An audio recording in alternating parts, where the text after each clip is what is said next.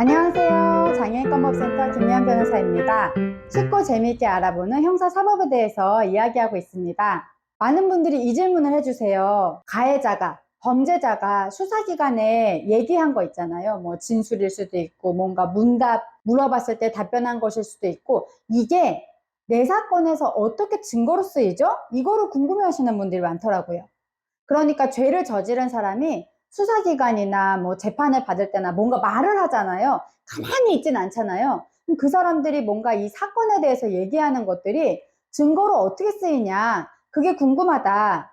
그래서 이번 시간에는 이 범죄자가, 피해자가, 그리고 피고인이 이 사건에서 수사기관과 재판에서 얘기한 것, 특히 수사기관에서 얘기한 것이 어떻게 증거로 쓰이는지를 쉽게 말씀드리도록 하겠습니다.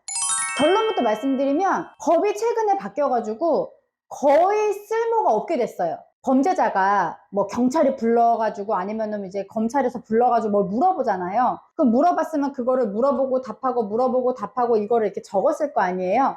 그럼 그 적은 종이가 피의자 신문조서라고 해서 되게 중요한 증거로 쓰였었거든요. 그런데 이게 검경 수사권 조정으로 인해서 한순간에 휴지 조각이 돼버렸어요. 그러니까 무슨 말이냐면 이 피해자 신문 조서를 경찰에서 했건 검찰에서 했건 상관없이 이 범죄자 입장에서는 재판에 딱 가가지고 판사님 저 그거 내용 인정 못하는데요 이렇게 딱 한마디만 하면 경찰 피의자 신문 조서, 검찰 피의자 신문 조서는 모두 증거에서 쏙 빠져버립니다. 예, 그래서 거기서 수사기관에서 이 사람이 한 얘기를 증거로 쓸 수가 없어요. 자, 그러면 이게 우리 피해자들한테 뭔 상관이 있냐라고 궁금해 하시죠? 상관이 있습니다. 왜냐하면은 범죄자가 무슨 일이 있었는지를 수사기관 앞에서 얘기한 것이 다 휴지 조각이 돼버리면 그만큼 이 범죄를 입증하기가 어려워질 수 있거든요.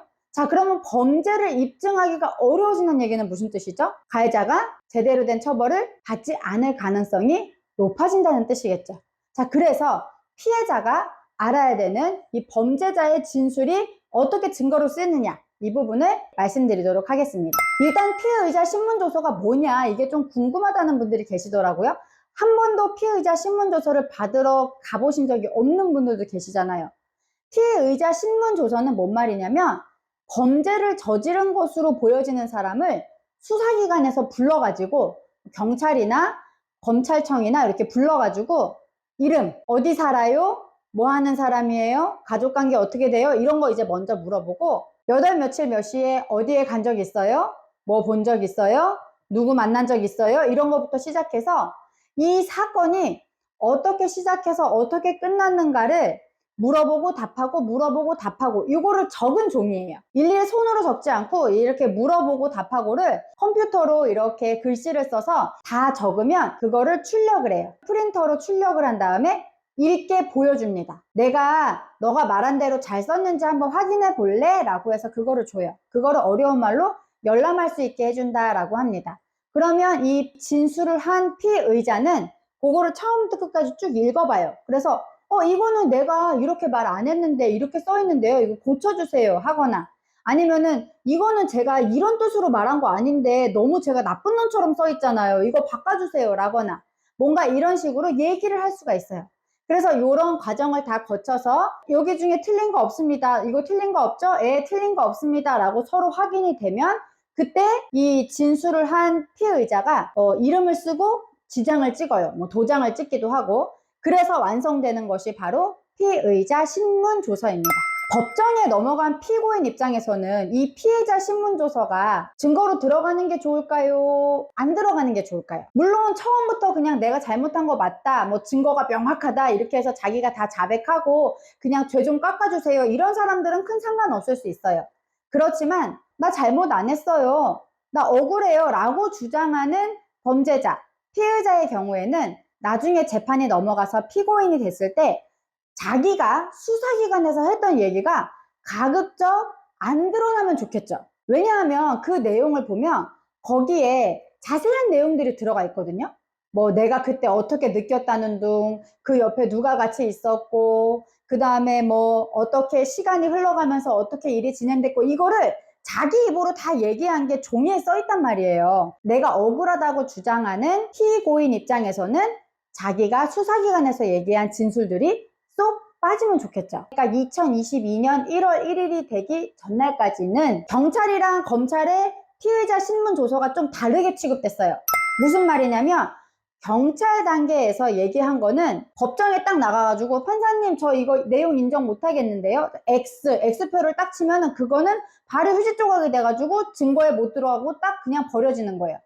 그런데 그 당시까지만 해도 검찰이 작성한 피의자 신문 조서는 어땠냐? 판사님 저 이거 내용 인정 못하겠는데요. 이렇게 얘기한다 해도 이거 봐봐요. 이거 이렇게 본인이 다 이렇게 읽어보고 이거 맞다고 사인한 거 맞아요? 본인이 이름 쓰고 이렇게 도장 찍은 거 맞아요? 이렇게 물어봤어요. 판사님이. 물어봤을 때 네 맞아요. 제가 이거 한 거 맞아요. 라고 얘기를 하면 그거는 내가 내용을 인정하지 않더라도 증거로 쓸 수가 있었습니다. 경찰이랑 검찰의 피의자 신문조서가 증거로 쓰여지는 내용이 달랐어요.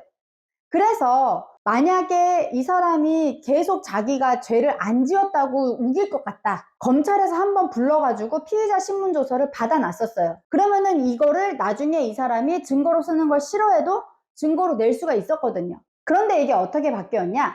2022년부터 이 경찰과 검찰의 피의자 신문조서가 똑같이 휴지 조각이 돼버린 거예요. 검찰에서 만든 피의자 신문조서도 피고인이 나 이거 내용 인정 못하겠는데요. X표 이렇게 딱 해버리면 역시 증거로 들어가지 않고 쑥 빠져버린다는 겁니다. 그런데 참 이상하죠. 경찰이랑 검찰은 국가기관이거든요.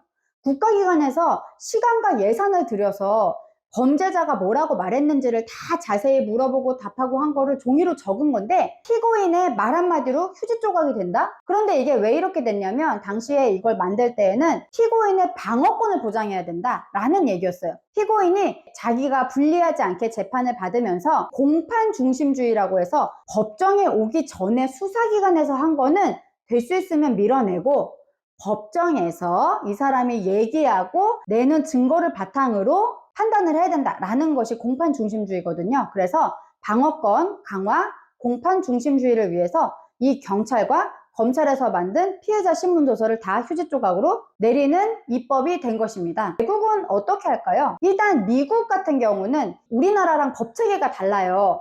우리나라랑 달리 영미법이라고 해서 우리는 대륙법이라고 하거든요. 영미법의 법체계가 우리나라랑 좀 많이 다른데 미국은 경찰이나 검찰이 이 피의자 신문 조서라는 거를 만들 의무가 없어요. 그래도 피의자가 수사기관 앞에서 자기가 뭐 자백 같은 걸 했다거나 이런 것들은 다 중요한 증거로 쓰이고 있습니다. 그리고 우리랑 가장 비슷한 나라가 독일이에요. 왜냐하면 우리나라가 그 식민지를 거쳤잖아요. 그때 일본에서 우리나라에 여러 법들을 들여왔는데 독일에서 받은 법들이거든요. 그래서 독일법과 일본법과 우리나라 법이 좀 비슷해요. 그거를 대륙법이라고 어렵게 얘기를 하거든요.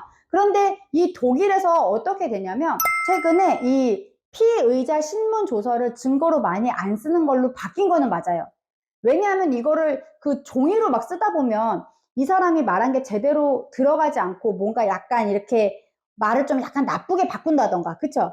막 10개 물어보고 1개 대답했는데 막 1개씩 물어보고 대답한 것처럼 쓴다거나 이럴 수도 있잖아요. 그래서 나중에 그 읽어보는 사람이 이 사람 진짜 나쁜 사람이네 이렇게 읽히도록 쓰일 수 있으니까 이 신문 조서 이렇게 적은 거는 우리가 가급적 증거로 쓰지 말자. 독일도 그렇게 바뀌고 있어요. 그런데 우리랑 중요한 차이점이 뭐냐면 영상 녹화물을 증거로 인정한다는 겁니다. 이게 무슨 말이냐면요.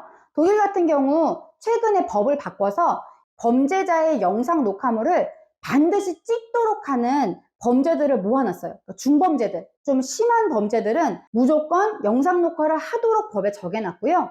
그리고 영상 녹화물이 있으면 녹취록이 있겠죠. 네, 그래서 영상 녹화물과 녹취록을 그 재판의 중요한 증거로 쓸 수 있도록 법을 바꿨습니다. 왜 그럴까요? 영상 녹화물은 이 사람이 말하는 그대로 기록이 되죠. 중간에 막 자르고 막 막고 이런 것들이 없잖아요. 그대로 기록이 되고 범죄자가 진술을 할 때 표정이나 말투, 손동작이나 발동작 같은 것들이 영상에 잡히거든요. 자, 그러면 이 사람이 긴장해서 말하는구나, 이 사람이 거짓말하는 것처럼 말하는구나, 이런 것들이 조금 드러나잖아요. 그리고 이런 점도 있어요. 정신장애가 있으신 분들 있잖아요. 뭐 지적장애가 있거나 뭐 망상이나 이런 여러 가지 상황 속에 있는 분들은 영상 녹화를 하다 보면 이 사람이 되게 취약한 상황에 있구나 라는 것도 드러날 수 있기 때문에 영상 녹화를 권장하고 증거로 쓰고 있습니다. 근데 이런 거를 우리나라에도 들여오자. 왜냐하면 우리나라가 IT 강국이고 영상 녹화를 하는 게 기술적으로 문제가 없는데 이거를 왜 도입을 안 하냐 라고 얘기하는 사람들도 있는데, 이걸 반대하는 입장에서는 그러면 무슨 법원이 극장이냐, 맨날 테레비에 이 사람이 수사기관에서 뭐라고 얘기했는지 그거 맨날 보고 있어야 되냐, 이렇게 얘기하는 사람들이 있는데요. 저는 이거는 어쨌든 입법으로 법을 만드는 과정에서 풀어야 되지만 외국에서도 그렇게 활용하고 있진 않아요. 왜냐하면 녹취록이 다 있기 때문에 녹취록의 중요한 부분을 보면서 재판을 하고 좀 확인해야 될 부분 중심으로 영상을 확인하면서 증거를 활용하고 있습니다. 그래서 우리도 그런 방법을 찾아야겠죠? 피해자 신문 조서나 영상 녹화물은 어떤 역할을 할까요? 범죄자가 재판을 받기까지 몇 개월이 걸려요. 딱 어제 범죄를 저지르고 오늘 재판장에 서는 게 아니거든요.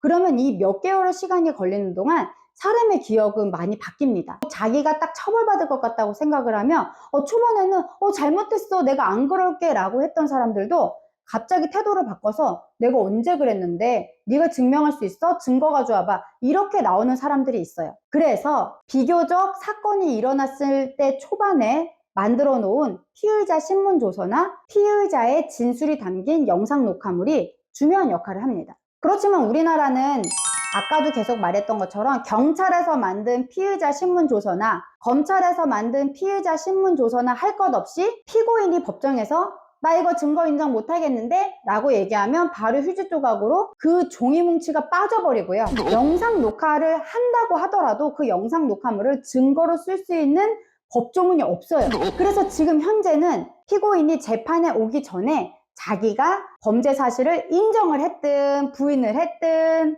내가 얼만큼 자세하게 얘기를 했든 이거를 다 날려버릴 수 있다는 겁니다. 그러면 피해자는 어떻게 해야 될까요? 솔직히 지금 상황에서는 뾰족한 방법이 없어요.